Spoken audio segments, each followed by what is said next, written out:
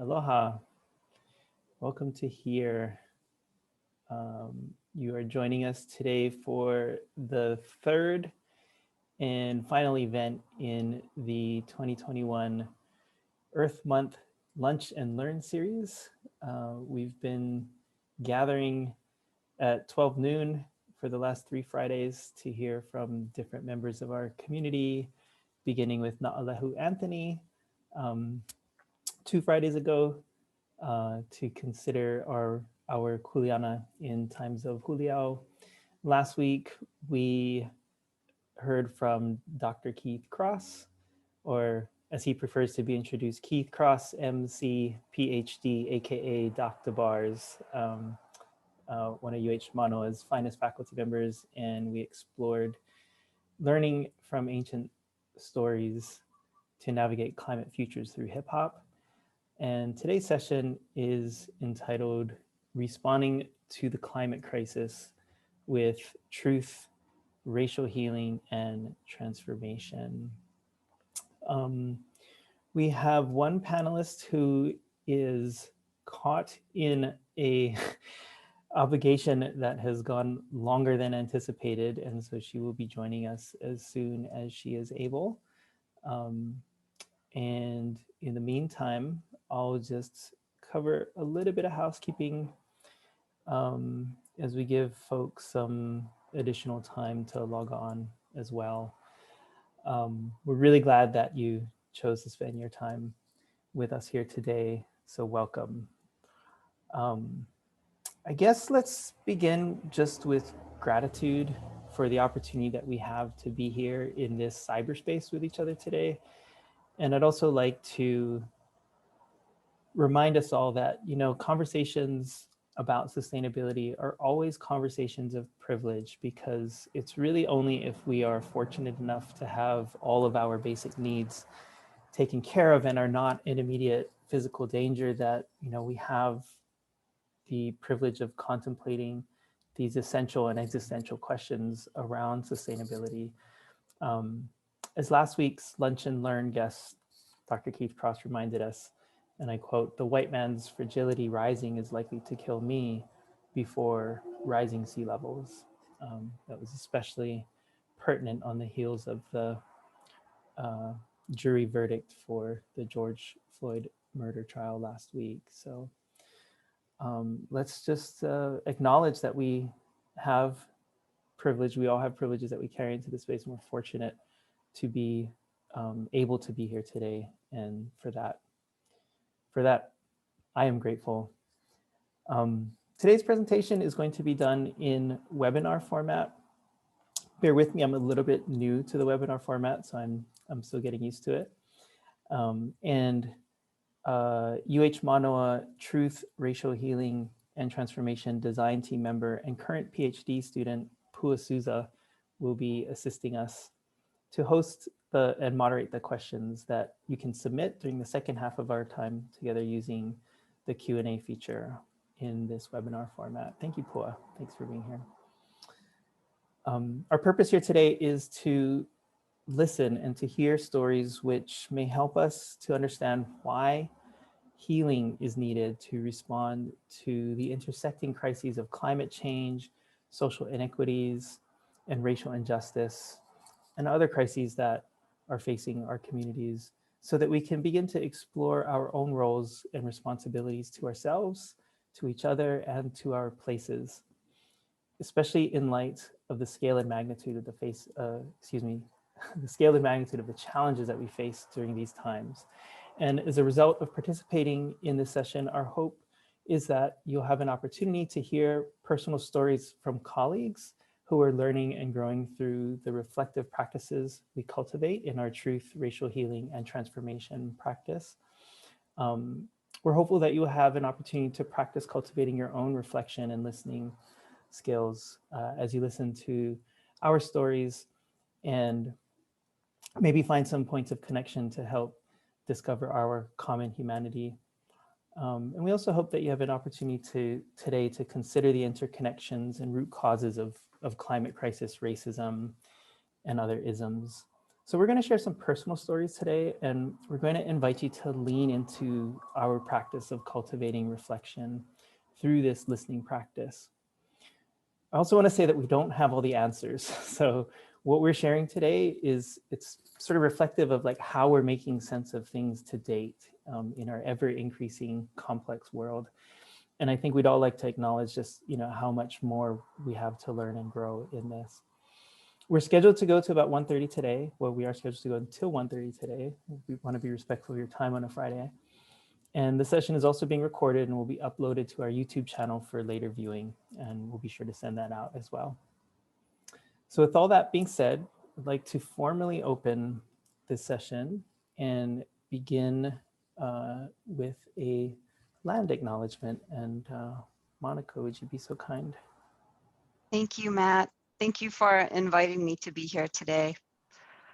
On behalf of UH and today's presenters, I welcome you and respectfully offer a land acknowledgement.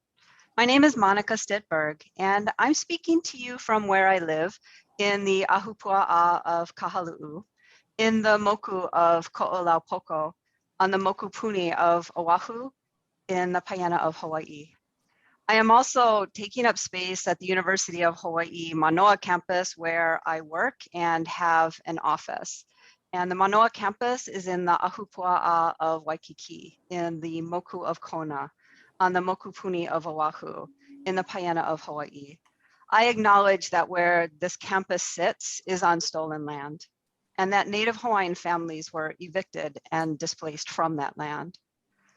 I myself, I am a white settler here in Hawaii, and I acknowledge the damaging consequences of settler colonialism in Hawaii. I recognize that generations of Native Hawaiians and their indigenous ancestral knowledge systems have shaped Hawaii in sustainable ways that allow me and many others to enjoy these gifts today. For this, I'm truly grateful. And I seek to support the indigenous peoples of Hawaii to protect their land and their communities. And I am committed to dedicating time and resources to working in solidarity. Wherever you are today, because each of us, we exist on land, not only in this virtual cyberspace. So I'd like you to acknowledge where you are by looking out a window or a door and taking a breath and sensing your connection to the place you are in. I ask that we honor all Native Hawaiians, the ancestral descendants of this Aina, as well as honor the indigenous peoples of the places that you are in as you watch this. Mahalo anui. Thanks very much. Thank you, Monica. Great. So I'd now like to invite our team to introduce ourselves to you all. And perhaps Pua, I'd love to invite you in to do so. Aloha mai kākou. I'm Pua Souza. I'm from Honamaka'u, but currently live in Kaimuki.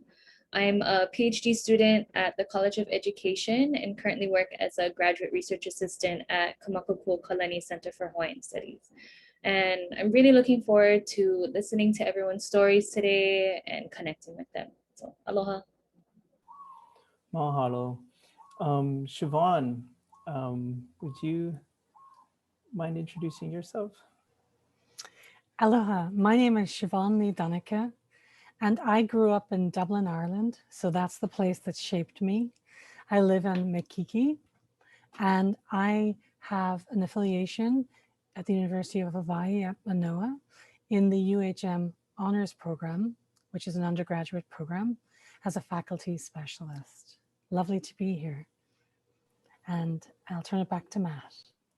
Wonderful, thank you, Siobhán. Monica. Thanks. As I said, I currently live in Kahalu'u. Before that, place that had shaped me is where I grew up, which is in Michigan, in the Holland Grand Rapids area, which I know now, but I didn't know then, is the native lands of the Potawatomi, the Odawa, and the Peoria peoples. And I'd like to share a quick, just so you get to know a little bit more about where I live. I found this old saying about kahalu'u, which is just a spot on description. And it's ua poai hale o kahalu'u, which means house surrounding rain of kahalu'u. And it's raining here right now. So it's a spot on description. I am a specialist in the Assessment and Curriculum Support Center at the University of Hawaii at Manoa. Mahalo. Mahalo, Monica. Thank you for sharing that story. Our third panelist is Makana Reilly, who is on her way, and I'll invite her when the opportunity permits to introduce herself as well to all of you. My name is Matthew Kamikani Lynch, and I grew up on the shorelines of Kaneahi Bay, which really profoundly shaped me. I'm coming to you today from my home office in Kaimuki, and I currently serve as the Director of Sustainability Initiatives for the University of Hawaii system. So in a moment, I'm going to invite our panelists to share some more of their personal stories. And right now, I'm just going to take a little bit of time to set us up with some context as to why we share stories. And so I'm going to do that by actually sharing a little bit of a story. That's how I got into this work. So in 2017, I received a call from Dr. Kaivipuni Kawikweku Laip asking me if I wanted to partner with her to apply to become a campus center for truth, racial healing, and transformation. Kellogg Foundation had put a call for proposals out to colleges and campuses across the United States in response to the racial violence that had happened in Charlottesville earlier that year. And let me tell you, when I said yes to her invitation, I really had no idea about the personal journey of learning that I was about to embark upon, and the growth that was ahead for me, and that I'm still in the midst of. A major focus of my work over the past few years has been to partner with the office that she leads, the UH Manoa Native Hawaiian Place of Learning Advancement Office. And through this work, I've really come to understand that we don't need to heal ourselves so that we can do the work of responding to climate and related crises. Healing ourselves is the work. Today, our species, Homo sapiens, is faced with multiple crises that are fueled by a deep disconnect from the laws of nature that allows us or has led us to see us as separate and apart from nature. And this has led to vast inequities, to a dysfunctional and a destructive relationship with each other and with the natural world. For example, Oxfam reports that the world's richest 10% produce half of global carbon emissions, while the poorest half contribute only 10%. And US News reports that 97% of waste produced in the US is corporate waste, and that 80% of these businesses are owned and operated by white folks. The American Journal of Public Health reports that Black communities are exposed to 56% more pollution than is caused by their consumption. The world's wealthiest 16% owns 80% of the world's natural resources, and just 100 companies are responsible for over 70% of global emissions. And while Indigenous peoples make up less than 5% of the planet's population, they are responsible for stewarding and protecting 80% of our biodiversity, according to National Geographic. Race and racism seek to disconnect us from ourselves, from each other, and from our Mother Earth. This false notion of you and I being separate and apart from each other and from our Mother Earth can be understood as the root cause of so many of the crises that we face today. We are not separate and apart from this planet. We are a part of her. And therefore, when we heal ourselves, we begin to heal her. And a virtuous cycle is in place. When we establish relationships and connections with specific places, we can be unified in our relationships to others, to be in service to our places, and begin the healing that is so necessary in these times for ourselves and for our planet. And so to begin our sharing of stories today, I'd like to invite Siobhán to start us off by sharing her story. Mahalo, Matt. Oh, dearest, sweetest, boggy land, I left because I hardly knew you. I left because in truth, I did not know I could stay. I left because I was already far away. Oh, sweetest, earthy, mossy place, I wish now to stare you in the face and the belly, legs, and head. Laying softly on my bed, my heart full of lead. How can I speak to you when I never truly learned how? Is it too late to wade in with a wide smile and a pair of wellies, mumbling about in the generous green, rarely known, rarely ever seen? Welcome us home, all like me and many more. Let us begin again our interrupted, sweet, boggy history,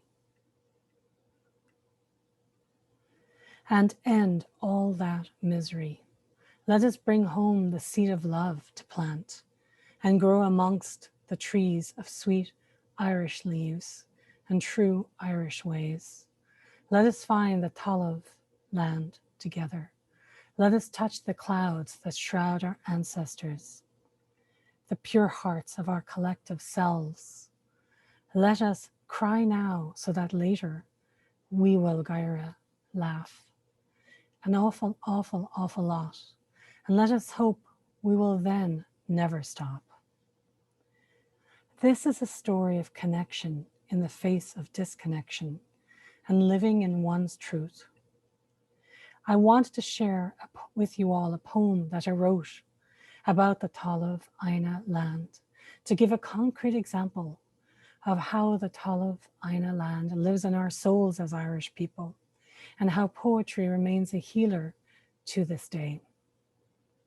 Growing up on the island of Ireland, nature was a constant heartbeat, smelling the air to see if rain was coming, watching the clouds to gauge how heavy the rainfall before getting on the bicycle, seeing the boga bostia, anue, and all the different names we have for that, going to see the fresh catch at Dunleary if the family of 9 could afford to once in a while, and contemplating the gentler foamy seas was part of everyday life, even for a city dweller like myself. I was lucky to grow up within walking distance of Sandyman Strand before gentrification, which was a haven for many. As you may or may not know, Indigenous Irish people traditionally express ourselves in poetry, dance, singing, and music, which has nurtured us through surviving centuries of colonization. In Irish culture, especially Druidic, the bard was the warp and weft of the weave of society through oral history and genealogical storytelling. This is so resonant here in Hawaiian traditions and culture. Tallav land is essential to our relationship to life in all ways. Even as that land was no longer ours, laws were made about the Tallav that Irish people were not the originators of, and for-profit crops were planted for export. This resulted in disastrous famine conditions for disenfranchised Irish people, renting the use of their own land in tiny parcels that could only sustain one non-Indigenous crop. Indigenous ways of stewarding the land were cast aside and violently interrupted. Forced migration is part of my life story and many others in Ireland and across the globe. The effects of colonization based on socially constructed racist ideologies disconnect people from place and are long-lasting and harmful, especially harmful for the land, which unconditionally houses all of us. I feel this in a deeply personal way. In reality, what we all do on land in each moment is what we give to everything around, above, below, and next to us. I've always seen this world and each society I live in as a connected web that is affected by each of our choices and actions or lack of actions. And yet I was almost entirely disconnected in my own birthplace from my own cultural clan, Mo'oku Oʻahu, genealogies, and Kuleana, resulting responsibilities.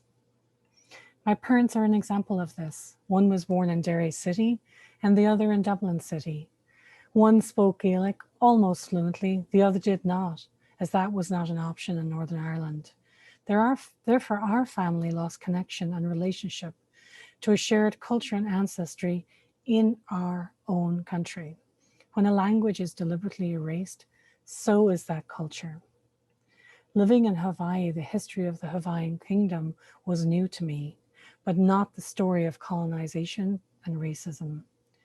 Neither was active advocacy new to me as an out gay person choosing to live authentically. The act of coming out is an act of healing and is a continuum asked of gay people every day. However, what was new was becoming a respectful student of Indigenous Hawaiian culture in the place I am so fortunate to now live in any way that I could while juggling full-time employment and postgraduate degrees. I chose courses in my PhD that taught me about the history of education in Hawaii. My PhD is in education, the different waves of colonialism and settlers, and created a section in my PhD devoted to the study and discussion of Indigenous mentoring, as my PhD had a component focused on mentoring, which was based on primary source Hawaiian materials and interviews with a number of kumu. This section was entitled Mentoring is Not a Western Invention. And I like to say that nothing is. Connection and care drive my work and life, nestled within an active sense of place. For example, I embed Hawaiian worldview, Indigenous curriculum materials, and speakers in all of the courses that I teach, especially when teaching research methods and approaches. Kuleana is responsibility, inaction, and relationship. And once I was taught about Kuleana, I can now actively practice that in my daily life. I feel so fortunate to have a kumu in my life to teach me this.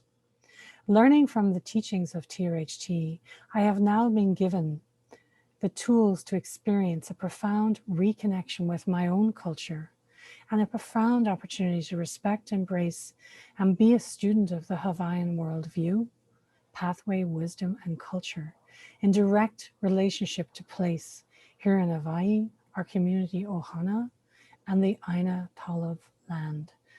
Over to you, Monica. Oh, thanks. I know my name's Matt, but I'm going to jump in just a second here. Thank you, Siobhán, for sharing such a powerful story about the ways that racism and settler colonialism had disconnected you from your place and from yourself, and for sharing some of the ways in which you're cultivating your own healing. You said something that really stuck with me. You said that the act of coming out is an act of healing. And, you know, as we were preparing for today's session, you'd also said something to the effect of truth is a healer. And that once you had embarked on your journey of telling your truth, that you found it was a natural gravitation for you. You gravitated towards truth and activism your entire life. And it's just such a powerful example of the power of that truth telling, you know. You also said that we can't actually heal if we're all dead from the climate crisis in our prep session, which kind of reminds me of what some of the things that Keith and I were talking about last week. And you know that this, like, if, yeah, we can't heal if we're all dead, seems so obvious, right? But it's a point that's somehow lost, that I fear is lost in today's rhetoric of fighting climate change. We have to fight climate change. And I guess something I've been, you know, wondering about is if climate change is anthropogenic, that means that we humans have created it. So if we're fighting climate change that we've caused, doesn't that mean we'd be fighting ourselves? And especially through this work, I've been wondering a lot about what it might look like if we, instead of this relentless focus on fighting something that is out there, we started instead to focus on healing and on healing ourselves, our damaged relationships with ourselves, with each other, and with our places, instead of this obsessive focus on fighting with ourselves, with each other, with our planet. So thank you, Siobhán, for your commitment to authenticity, to truth seeking, and to cultivating relationships that are life affirming and nourishing. And I'm going to invite Monica to share her story with us in just a moment. Makana has actually joined us during Siobhán's story. So Makana, would love to open up a space for you to introduce yourself to our group today. Aloha, I'm not able to turn my video on. It says I can't start my video because the host has stopped it. So I wonder if there's a setting there. But yes, thank you so much. My apologies to everyone for running a bit late. I was stuck in a board meeting. There I am. And I'm really excited to be here. And thank you, Matt, for including me in this presentation, and pass it along to Monica. I'm sorry, am I supposed to share about myself or no? You did the perfect segue over to Monica. She's up Okay, next. rewind back to the segue to Monica. Thanks, Makana. I'm so glad you could join us. I'm so glad that that made it possible. And Siobhán, you know, you had shared your poem with us earlier and I had read it, and then hearing you say it, that was awesome. Thank you. Thank you for sharing that. Loved it. So I'm going to share a story with you all about how some of my actions and my academic training led to me being initially disconnected from Hawaii as a place. And thus, for too long, I actually did not see the need to understand and connect with Native Hawaiians, their history, and their culture that continues today, even though I was living here. So I had moved to Hawaii after I finished my bachelor's degree in English from a university in Michigan. And I am of European ancestry. And as a new arrival to Hawaii, I decided to read about Hawaii in travel accounts written by people like Mark Twain.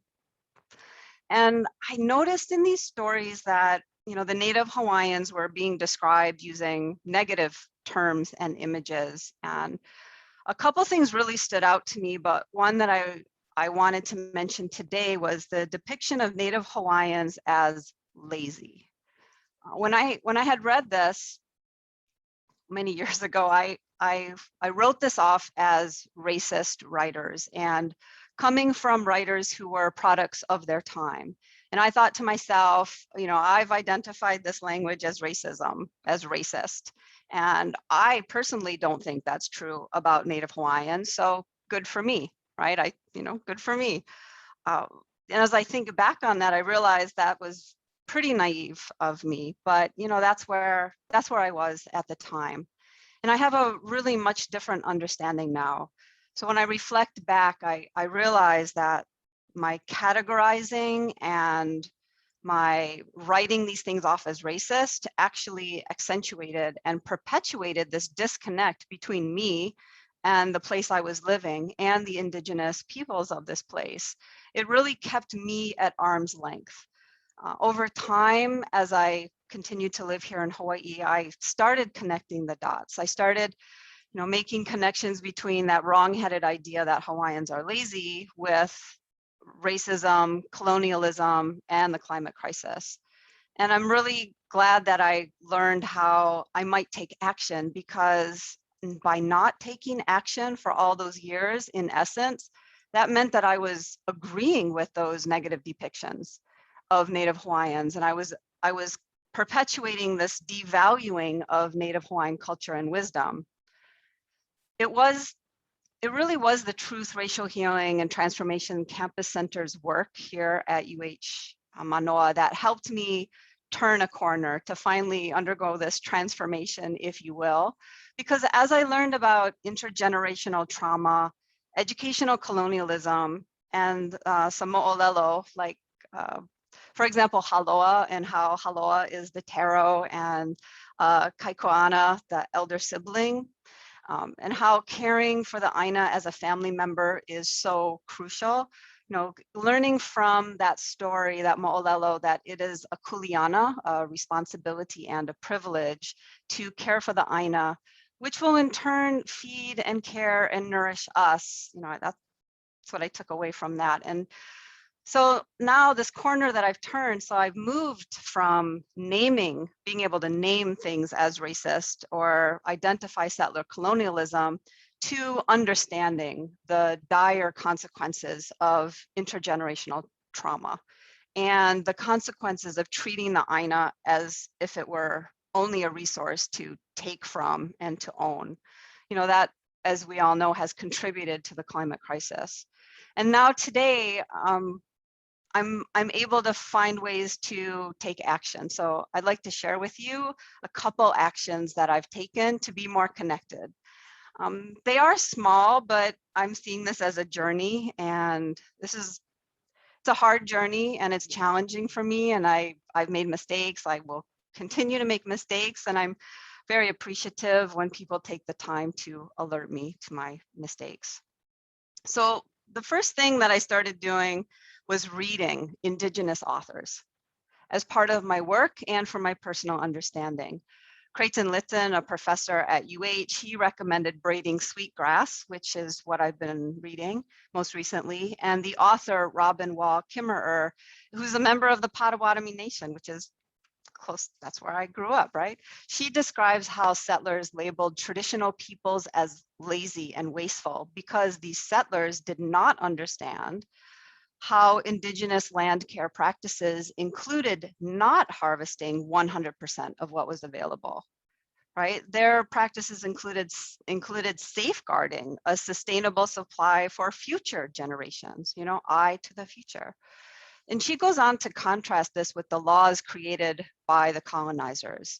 So by reading this and other works by Indigenous authors, my understanding was deepened of different worldviews. And also I started to really understand why it is important to not put these different ways of knowing on a hierarchy, but instead treating them as equal.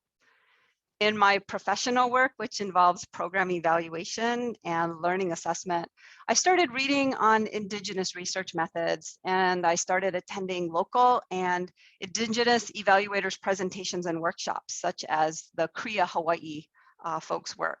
So KREA Hawaii, that KREA stands for Culturally Relevant Evaluation and Assessment, and they developed an Aloha framework for evaluators to use and be guided by when they're doing evaluation in Native Hawaiian contexts. So I've been taking this learning into different areas of my life, into work. And for example, I've been encouraging others to read and to value Indigenous research methods, and also to use Aina-based or place-based classroom assignments for learning assessment purposes. And then, you know, recently I realized that a group I was part of had written these diversity and social justice statements, which was amazing, but then they weren't actually walking the walk, so to speak. And I realized my kuleana, my responsibility and privilege to this group was to you know, alert them, to point this out and to give them some options that I had learned from my own readings and from listening to Native Hawaiians and others. So I wrote a letter. And I was so fortunate to have people on this presentation panel, as well as the larger TRHT design team, come to my aid and give me feedback and guidance, because that gave me the confidence to actually send that letter. And it was really scary for me to send this letter. And then my letter was not very well received, but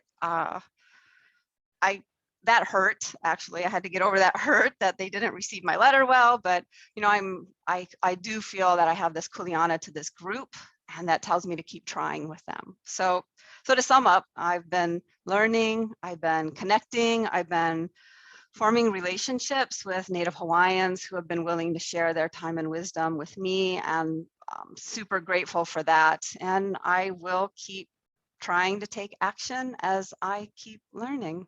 Thank you so much for listening. I'll turn it back to Matt. Mahalo, Monica. Thank you for sharing those stories with us, and for sharing so vulnerably, about the ways that racism, settler colonialism, and other isms have disconnected you from Native Hawaiians, like when you first got here, and from the Native peoples of the place that you grew up and shaped you. And also for sharing about how you're taking thoughtful actions to reconnect with Native Hawaiians and with Hawaii.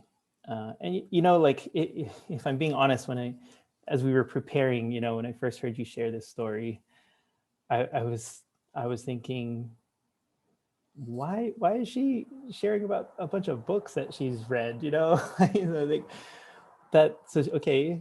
And I was sitting with that and wondering. And then later I was chatting, with our dear friend and mentor in this work, Dr. Leip, and she pointed out how the simple act of choosing to seek out, read, and learn from Indigenous authors actually reflects like a profound sense of responsibility, like that you understood was your kuleana in this particular situation. You were actively seeking to prepare yourself and deepen your understanding by doing your own homework in a way that did not put the emotional burden on Indigenous peoples for the sake of your own learning. You weren't saying, hey, I realize I got to learn more about Hawaiian stuff. Where the Hawaiians can they teach me? You instead took it upon yourself to do your homework. I'm thinking about some of the genealogies that have shaped me. And for example, in martial arts training, I wouldn't dare ask my sifu a question without first preparing myself and doing all that I could and taking it upon me to learn from my siblings in our practice to ensure that I wasn't asking a question that was going to wind up getting me put on my butt, literally.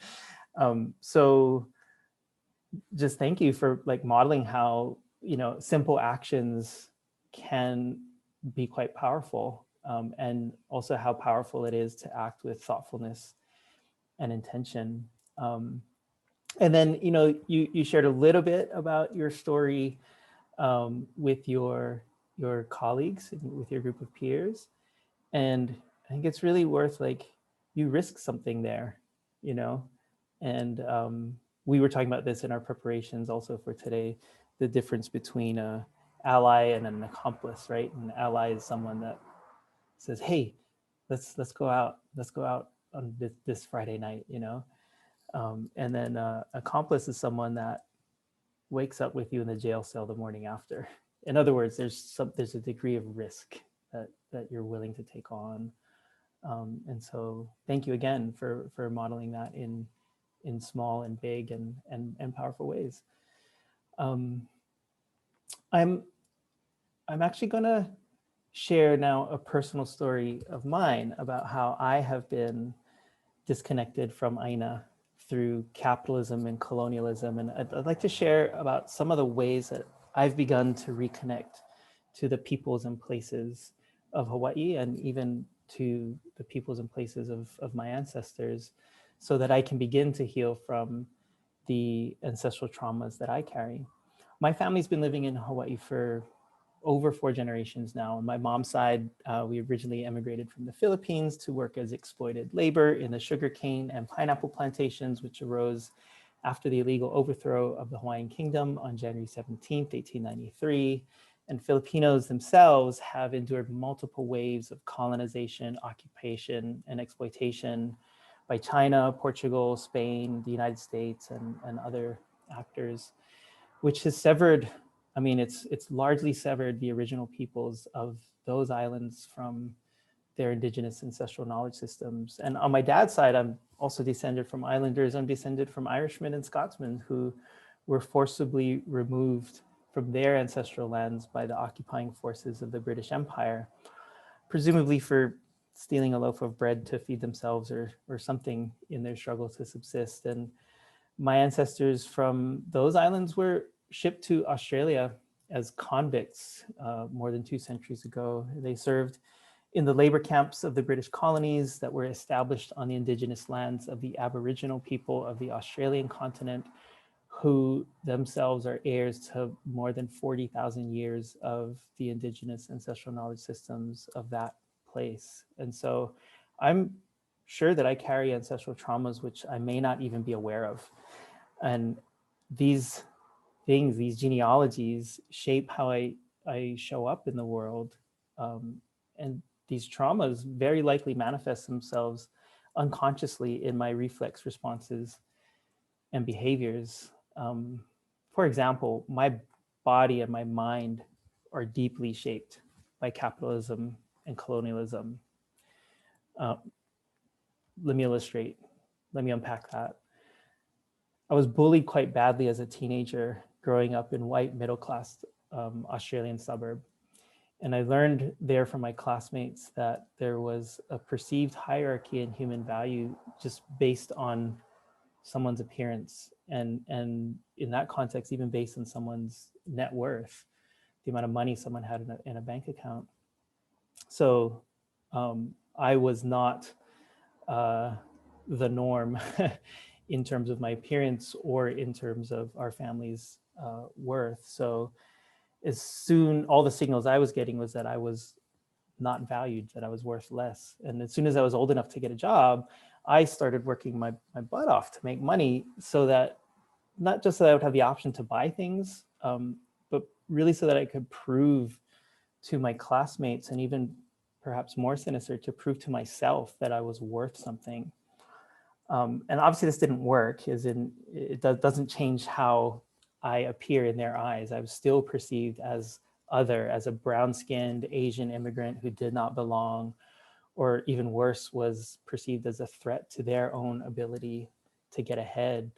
And so my response was to double down and work even harder, to, quote, be more productive, to make even more money so that I could prove to myself and prove to the dominant paradigm of society that I was indeed worth something. And you know what? I was pretty successful at the making money part. By age 29, I'd amassed enough assets to create a net worth of over $1 million. And by age 31, I had actually managed to lose it all, but that's another story for another day.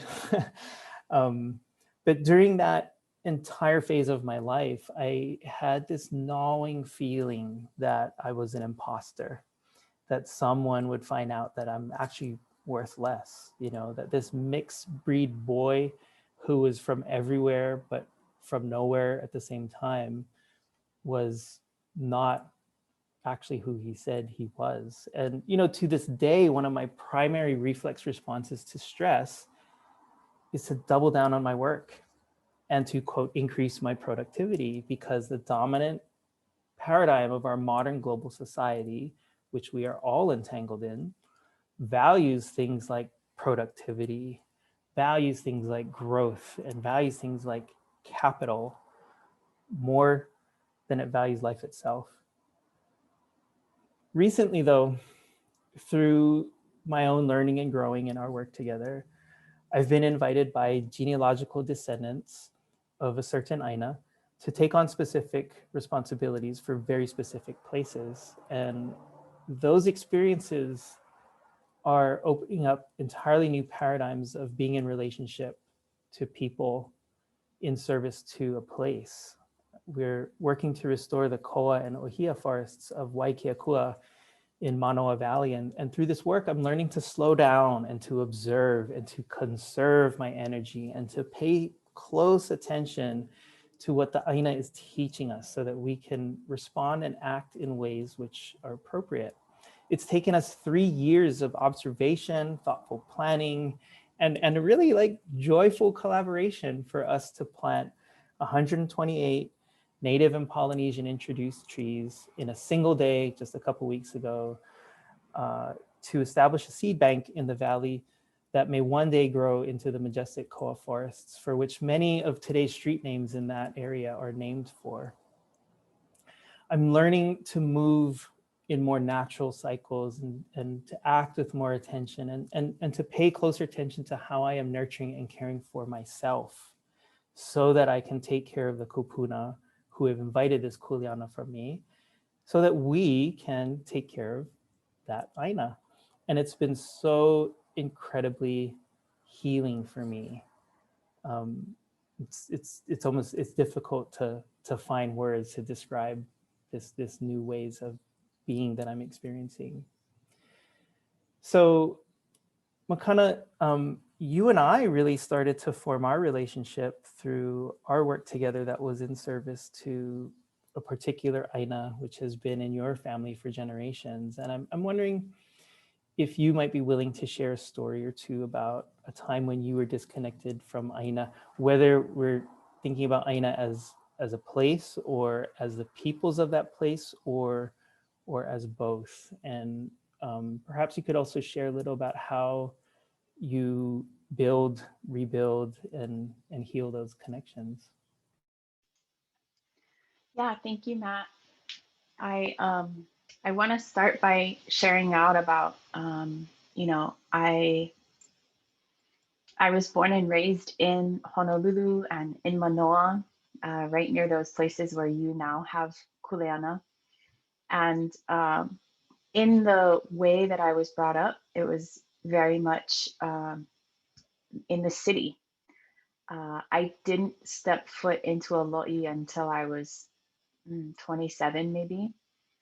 And I also attended Kamehameha schools, and at that time, there was no stepping foot into lo'i happening. And so I spent the majority of my life being disconnected, I would say, in the city and in an educational system that at the time was not promoting connection to Aina. And so in the last 15 years, I'd say, since I got back from undergraduate, I've found my way.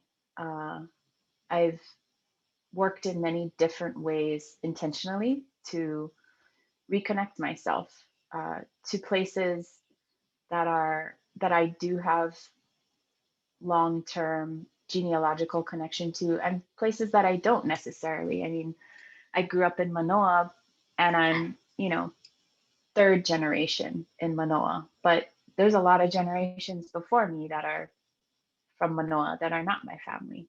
And so recognizing my positionality in different places.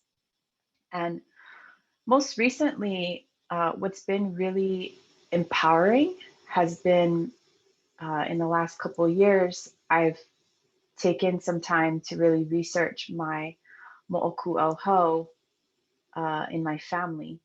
And I was doing this research. Initially, it was sort of brought on because I wanted to plan out my alama'i, which are traditional tattoos on the inside of a female's leg. And, you know, that was sort of the impetus for starting this research. And it has turned into so much more. I'm now, you know, 2 years in, finally have my both alama'i are done. But it's really ended up empowering me, you know, healing and empowering me. So allowing me to see where the places where I actually come from. I live here on Kauai now, and my lineage tracks back to West Kauai. And so knowing and learning about these names and incorporating them into the design that I have on my body now as a memory, as a reminder, as a lesson to my kids, so that they know who we come from and where we come from. And, you know, now just last week I went up to Koke'e, just at the bottom portions of Koke'e here on Kauai, to pick some flowers. I'm a lay maker. And so I went to gather gather some ʻaliʻi. And I'm standing up there in a place where, you know, I've only lived in Kauai now for a year and very much from Oʻahu. And I'm standing up there and I don't feel like I don't belong.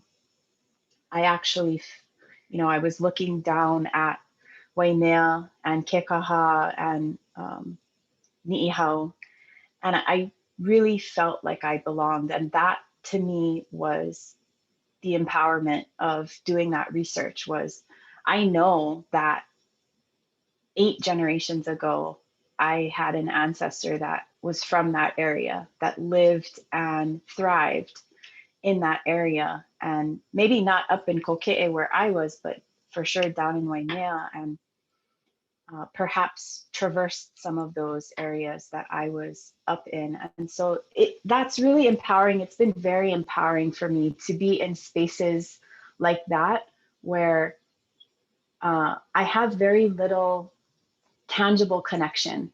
I don't know a lot of the people there. Much of my family doesn't live there in that area, but I recognize that I am of that place and that my ancestors are still there, and their traces are everywhere, including in possibly the ʻaʻaliʻi that I was gathering. And, you know, I think that this way that I go about interacting with Aina has also transferred to places where I don't have a lineal connection to. So I'll share about how in my work with Hawaiian Land Trust, I go into spaces and communities where I have no lineal connection and I have no, you know, prior relationships to the people of that place. But it is my job and our position as Hawaii Land Trust to support these communities in potentially protecting certain areas. And so the way that I go about my work and my role is initially to create relationship and trust with the Aina itself. And so recently in a newer project that we're on Maui, I got to visit the Keanai area, which I've never been to before. But I went down with a friend of a cousin, and I worked in the lo'i for the whole day. And I think that on the surface, it's about building relationship with community and the community members so that they trust me and the organization that I work for. But on a much deeper level, in terms of my belief system, it's about creating that relationship and trust with the Aina, that the Aina is going to trust me to come in and do what's best for the Aina, not what's best for me and not what's best for the organization, but for the Aina itself. And so my practice and my belief is that I go to a place and I give of myself, and then I allow the Aina to dictate whether I'm accepted. The community obviously can vocalize that, and the people can vocalize that. The Aina vocalizes it in different ways, kind of like what Matt was sharing. Sometimes it takes a little longer for a project to materialize or move forward, but sometimes that's the Aina's intention. That is the work of the Aina itself. And I think that this humility has really allowed, and this perspective has really allowed me to honor Aina in the highest regard. And it has also empowered me, I believe, to be the one that is honoring Aina in multiple different spaces and multiple different ways. I think I'm going back to you now, Matt. That was beautiful, Makana. Thank you. I was on your last point, on humility. It made me. You reminded me of Auntie Manu Myers' axiom, I guess, a saying that she has, where she was sharing, you know, I spent my life trying to explain to people what indigenous epistemologies mean, you know. And this is like a, you know, beloved Native Hawaiian auntie from, you know, a well-respected family who studied at Harvard, right, in the pinnacle of the sort of the Western Academy. And she's going, how do you explain indigenous epistemology like as simple as possible? And she's like, you know what? Finally, I landed on love land. Excuse me, I'm butchering it. Love land, serve people. Love people, serve land. And as you were describing that, stepping into service through humility, I was really reminded of that. So it was really resonating. So thank you, Makana, for Sorry, sharing. one thing I wanted to Please. touch on, as I was reminded as you were sharing on that, one other thing that happened, actually it just happened last weekend. I was in a workshop to learn about natural farming, which is so ironic to me that we as Indigenous people have these workshops on learning how to farm naturally. But here we are, right? Decolonizing our own farming.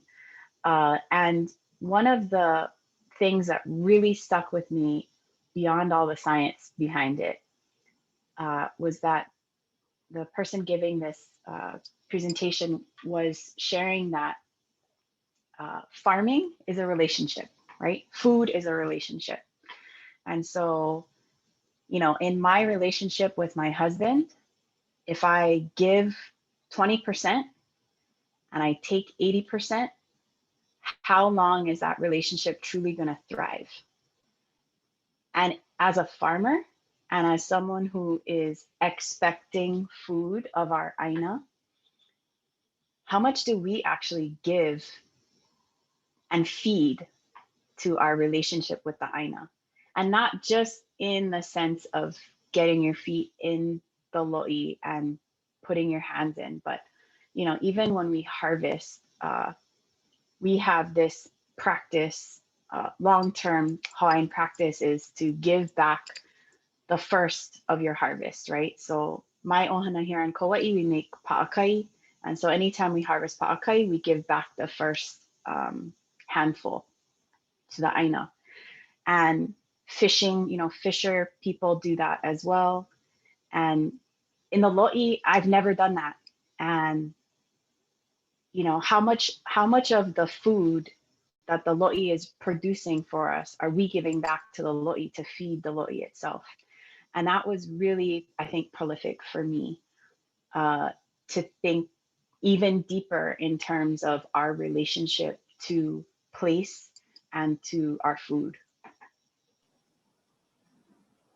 Yeah, mahalo, Makana. That's the reciprocity that we are so often working with in the different aspects of our work. Thank you. That was in your stories. I also heard about how you were using you were referring to mo'oku auhau, which is one of the core concepts or key terms, I guess, that in the Manoa's practice of truth, racial healing, and transformation is one of the sort of cornerstone terms that we work with to learn from. And so it was wonderful to hear how you utilize that as a tool. It gives you specific guidance on specific strategies and tactics of how to enter a space appropriately. So mo'oku auhau, my current understanding of the term is, it's genealogies, and genealogies we can think of as genealogies of, you know, our families. We can also think about it in terms of genealogies of places, the places that have shaped us. We can also think of it as genealogies of knowledge systems, which I think is especially pertinent for us in the academy to think about as part of a university that's been here for just over 100 years and is one house of knowledge, and thinking about the many houses of knowledge that have been here for many hundreds of years, taking care of this place. So I also heard in your story something similar to what Monica was expressing, how you take it upon yourself to prepare yourself and do your homework before you go in. And then I was really curious when you were at the start talking about how connecting with Aina and listening to and building relationship to Aina. And I found myself wondering, okay, so how do I create relationship with Aina? And then you gave, again, like a simple but profound example of, well, when I showed up in this place that I don't have connections to yet, the whole first day was spent, you know, in the lo'i, caring for that specific place. So thank you for a really rich share. I always love talking story with you, Makana. That brings us to about a half hour left, which is what we had kind of allocated for our Q&A of about 20 minutes or 20, 25 minutes or so for Q&A. So for our friends that are joining us as attendees, feel free to, if you had any wonderings that came up in any of the stories that were shared, please feel free to submit them in the Q&A.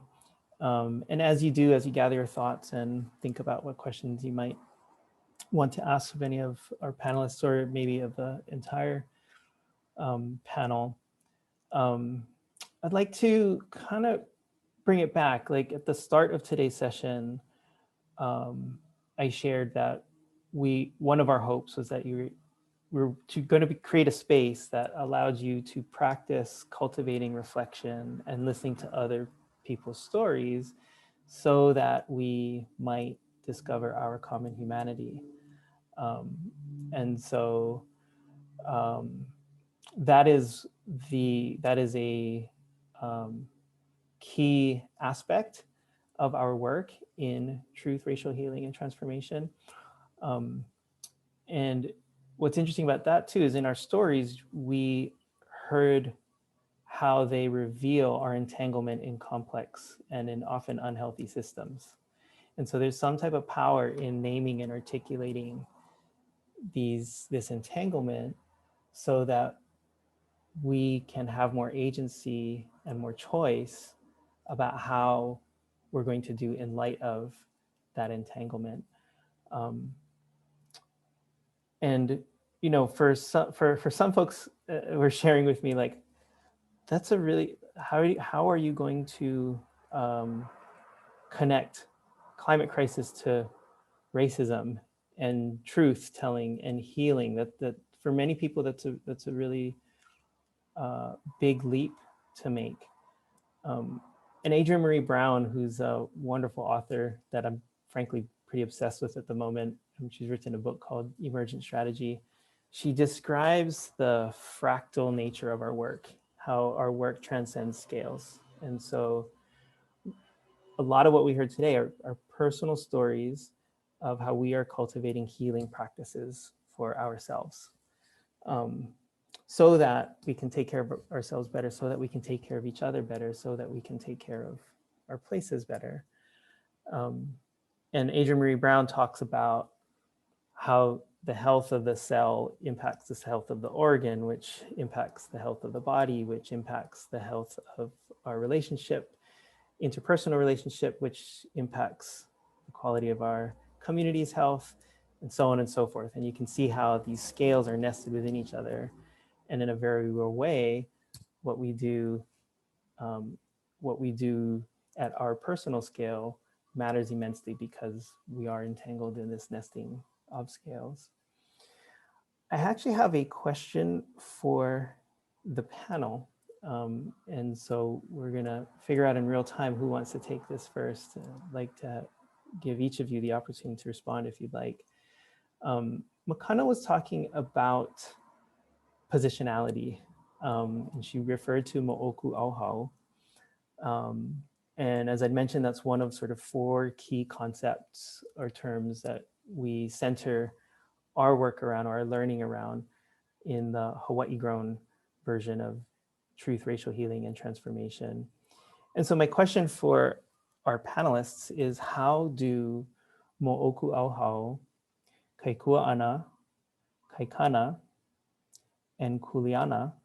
How do these concepts help us to understand positionality, or help us to understand and guide us as to appropriate actions, how we can best show up, what is most appropriate to show up in different spaces?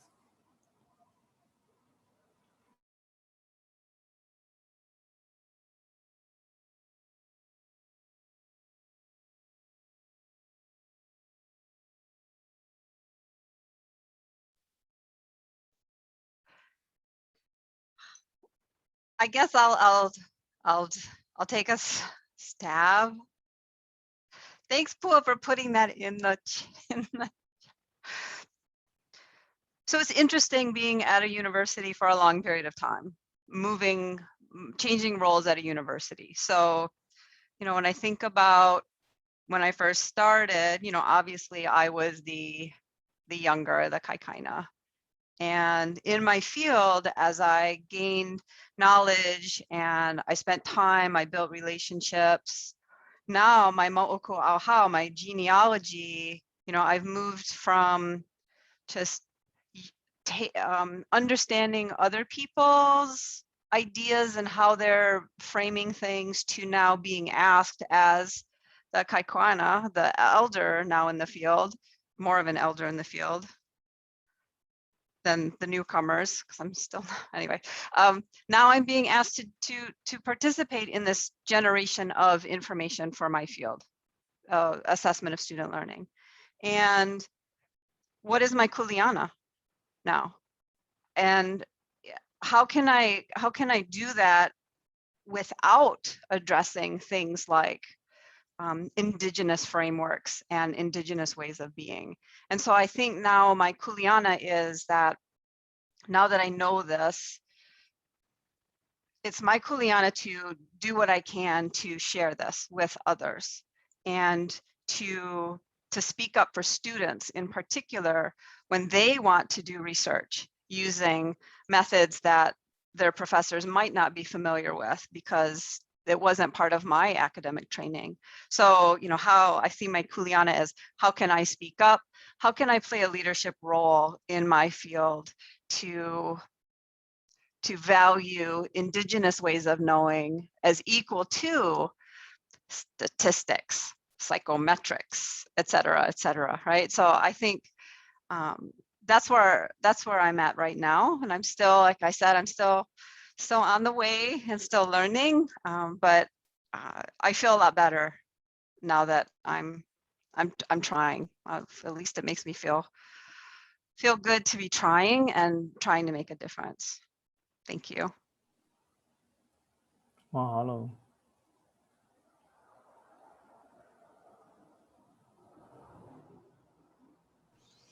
I'd like to add just a little, because I feel, Monica, you did a very beautiful job expressing the alive energy of this process. I think of it for myself as articulated gateposts. They're really forming the structure of how I move in this space and place in concrete ways, and working with undergraduates, teaching and advising students. I think forefronting and always raising that awareness, and always being inclusive. And I would really agree with Monica in the sense of, I tend to be a little bit, Indigenous knowledge is older than anything. So I really am just acknowledging a fact. So it's turned into something a little bit like you're decolonizing how to be a farmer, or farming methods, Makana, you were saying. It's this irony that we keep going through, but I just think stating the truth, which is how I perceive it, and having the tools from being allowed to be in TRHT and to be a student and to continue to be a student, allows me to have a lens, a language, tools. And I think of mo'oku auhau as something that's always a guiding principle, and everything comes from that space. So I just wanted to add that to the conversation. Mahalo, Matt.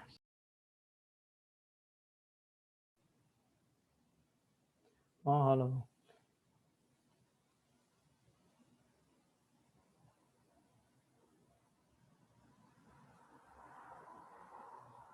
And I wasn't sure if you were ready, but it's okay if there's nothing. You can... No, it's okay. I'm super excited to hear Monica and Siobhán's perspective, and I don't feel the need to add anything. Nice, beautiful. Can I add one more thing? Something I learned from Nicole Bowman, who is an Indigenous evaluator and part of the American Evaluation Association. One thing she taught me recently was that if I'm asked to be on a panel or speak, like for example in this, that the first thing I should do is ask, who are the other panelists? Are there Black, Indigenous, people of color on that panel? And if there's not, can I help you find one? And if that means that I don't need to be there, then that's what should happen. And I think this is something that all people in higher ed who are asked to be on, all white people in higher ed who are asked to be on panels should go through also. Who else is on this panel? Because there are smart people and they have different perspectives that are so valuable. But if we just keep turning to the people who had the privilege to begin with as our panelists, and if those people never say, who else is on the panel, can I help you find someone, then we're in trouble. And so to do that actually means you have to start building more relationship building with a wider network to make sure that can happen. So I think that is definitely a kuleana I see for higher ed right now. Yeah, thank you, Monica. And I know you've shared stories about times where you have done that, and it's such a powerful model. I'll tag in and riff off of what Monica is sharing. I definitely resonate with that perspective, Monica, and I really respect that you are at a place where you understand your positionality and your kuleana in varying spaces. I'll share that the board of the organization that I work for is comprised of 14 members from across 4 islands. And we recently had a committee meeting. I'm sure this is not public information, but I'll share it here, where we were just confirming that someone was going to take on the chairship in January of next year. And in her response, she said, yes, I have accepted that position for next term, but I would like to say that I accept it with reservations because I would far prefer that a Hawaiian were the board chair for Hawaiian Land Trust and for the work that we do within Hawaii. But if there isn't someone currently on the board who's prepared to take on that chairship, that she was by all means willing to do it. And that really warmed my heart. I really appreciate when someone can recognize their positionality and acknowledge and come in with that humility that perhaps there are even better people that would serve in that position. And I think that I shared with her that perspective and her voicing that concern of hers is huge for the way that we do our work, and acknowledging that, you know, perhaps as chair, she'll extend that, and Monica, kind of to what you're saying, like extending this concept to all of our work, that that this idea of, you know, where are the Hawaiians on the staff? Where are the Hawaiians in the community? If we're holding community meetings, where are the Hawaiians? If we're having classes at UH, like, where are the Hawaiians? You know, we're in Hawaii. Where are the Hawaiians at? You know, and I really appreciate that. Thank you, Monica. Makana, that reminds me of the PICO exercise that we get to experience as part of the TRHT work. And, you know, in some of my work with different Native Hawaiians from different areas, it's fascinating to me how much I've learned about how we'll figure out who is closest to the knowledge, who's closest to the source here. And then because that is understood as that is who it is appropriate to defer to, because they are closest to the source. That's a direct strategic and tactical benefit, right? Thinking about how that expresses itself in boardrooms and in other contexts is really useful. And I was reminded also, Monica, of even your example about the authors that you're reading. And it makes me think of The Uninhabitable Earth was a book that was a straw that tipped me into a pretty deep depression, written by a non-Indigenous, from a non-Indigenous perspective. And a follow-up book to that I read, written by Tyson Yunka Porta, who's an Aboriginal practitioner who's decided to enter the academy to experience that. And he describes in his work these similar ways of distributed cognition and of collective deference. It's a deference to, as you're moving through a landscape and you're preparing to cross a stream, if the youngest member in the group is closest to that knowledge, you know, the nephew of the uncle who's been there, the group will defer to the knowledge of that youngest person because they're closest to that source. Yeah, just checking in with the question here. Oh, thank you. Puni, Dr. Kaiwi Puni Life has joined us and poses a question. This question is for Pua, directed to Pua and to myself. And the question is, related to the PICO exercise by Dr. Noi Goodyear, Kaupua, who is closer to the PICO, but also how do we take care of those people who are closer to the PICO? I'm wondering what the panelists have to say about that. How do we reach forward and reach back in that analogy? I'll just go real quick. I was thinking that the research is clear that involving diverse perspectives on things like land issues and board meetings, et cetera, the research is clear that the outcome is better. And so knowing this, how do we support those people who are closest? Well, I think the first step is making sure everyone knows that there is no hierarchy of knowledge systems, and that I think we support them.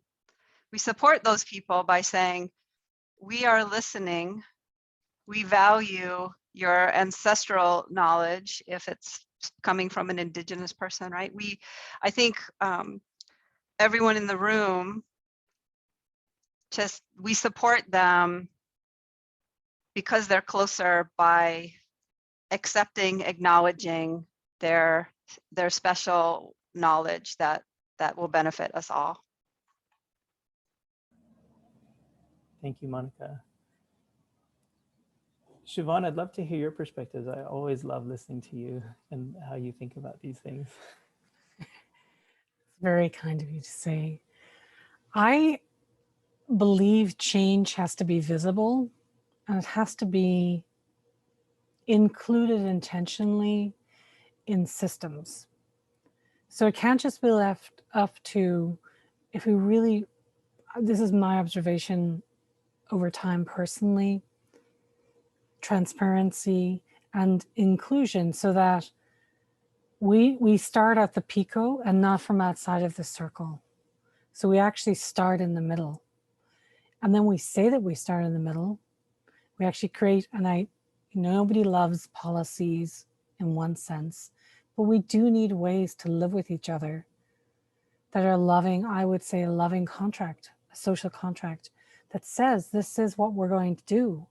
And if we don't do it, we're going to spend time fixing that. But if we never acknowledge it and then we never create those practices that are not, it doesn't mean there isn't space for intuition and being, but I don't know that we can progress systemically to reorder back to original ways of knowing and wisdom and doing if we don't literally create systemic change that's embedded in what we do in all of our work. I'm working at the university, for example, so I would say at the university level.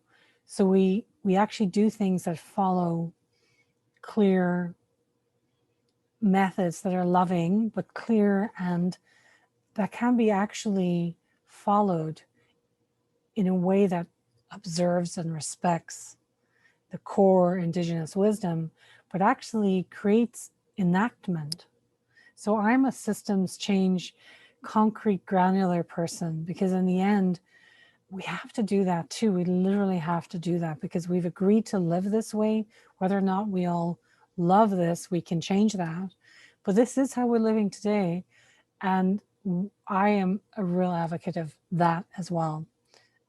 So that's just a perspective I always bring and try to apply to how I do my work, the environments I work in and live in. So I actually try to come away at the end of the day with something that is a genuine, enacted, iterative change that can continue.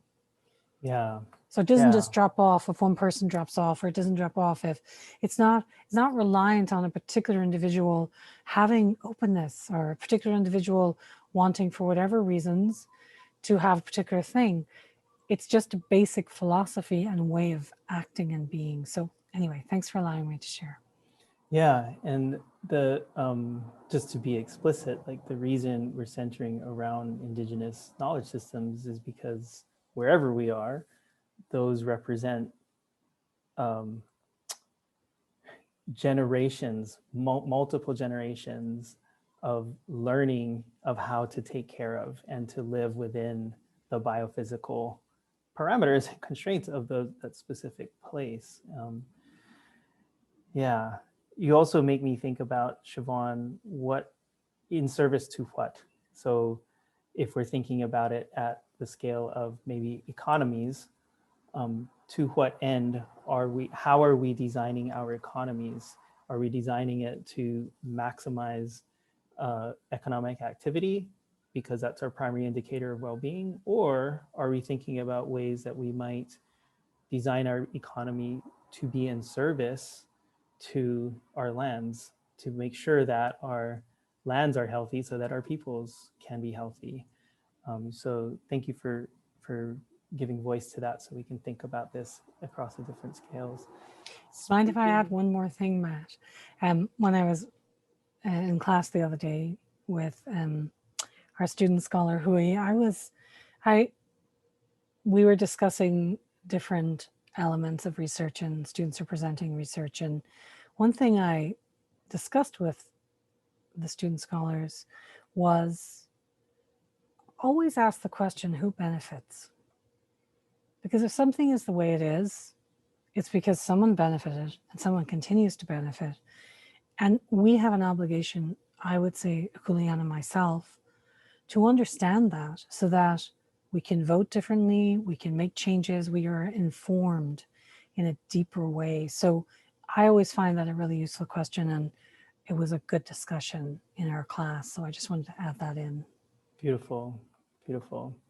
And as we are, most of us, we're all in service to younger generations, right? So Pua, as the youngest person here, I'd love to open up a space and just invite you to share whatever thoughts you'd like to share as we close out our time together today. Thanks, Matt. I think I'm just gonna share a little bit of what I've been talking about in our preps, and it's just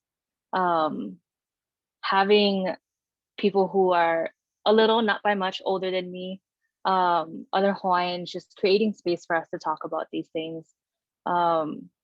That's not really common for me and my colleagues closer to my age to have spaces where we openly talk about healing, openly talk about trauma in a space that isn't chaotic. It's controlled, it's safe. And that has taught me a lot.